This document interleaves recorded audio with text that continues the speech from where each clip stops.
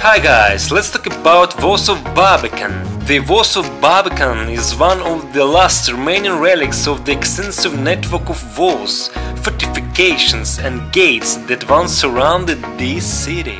It was built in 1540 and designed by Italian Renaissance architect Gian Battista di Venetian. It replaced the gate of Novomiejska Street. Unfortunately, by the time the Barbican was completed, it had become obsolete.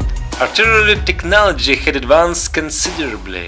It was used for its design and defensive purpose only once during the Swedish invasion in 1656. Over the following years, the Barbican was partially dismantled and modified to allow for a large gate into this city. In the 1800s, part of the structure was incorporated into new apartment buildings. Like many other Warsaw buildings, the Barbican was more or less destroyed during World War II. It was rebuilt in the 1950s from 17th century etchings. After the war, it was decided to rebuild the walls surrounding the former old town, together with the Barbican. This is a must-see sight when you visit Warsaw.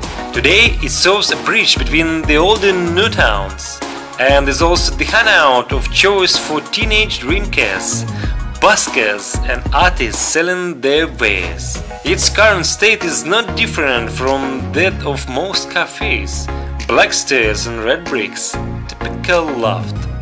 So guys, Warsaw is interesting city and not so simple. So please subscribe the channel. Bye bye.